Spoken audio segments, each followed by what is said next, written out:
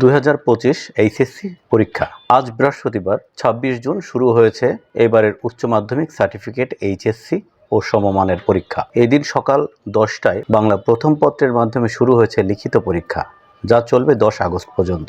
এবার মোট 12,51,111 শিক্ষার্থী পরীক্ষায় অংশ নিয়েছে। এর মধ্যে সাধারণ 9টি শিক্ষা বোর্ডের অধীনে শিক্ষার্থীর সংখ্যা 10,55,000-এর বেশি, আলিম পরীক্ষার্থী 86,000-এর বেশি এবং কারিগরি বোর্ডের অধীনে পরীক্ষার্থী 1,09,000-এর বেশি। দেশের 2,797টি কেন্দ্রে এসব পরীক্ষা অনুষ্ঠিত হচ্ছে। শিক্ষা মন্ত্রণালয় সূত্রে জানা গেছে, গত বছরের তুলনায় এবছর পরীক্ষার্থীর সংখ্যা কমেছে 81,882 জন। 2024 সালে মোট 13,32,993 জন পরীক্ষার্থী অংশ নিয়েছিল। এদিকে পরীক্ষা সুষ্ঠু, নিরাপদ ও নকলমুক্ত রাখতে কঠোর পদক্ষেপ নেওয়া হয়েছে। প্রশ্ন ফাঁসের গুজব প্রতিরোধ, নিরাপত্তা নিশ্চিতকরণ এবং গুজব থেকে পরীক্ষার্থীদের সুরক্ষা দিতে দেশের সব কোচিং সেন্টার আগামী 15 আগস্ট পর্যন্ত বন্ধ রাখার নির্দেশ দেওয়া হয়েছে। গত মঙ্গলবার মাধ্যমিক ও উচ্চ মাধ্যমিক বিভাগে এ সংক্রান্ত একটি নির্দেশনা জারি করেছে সরকার। দি ফিন্যান্স টুডে,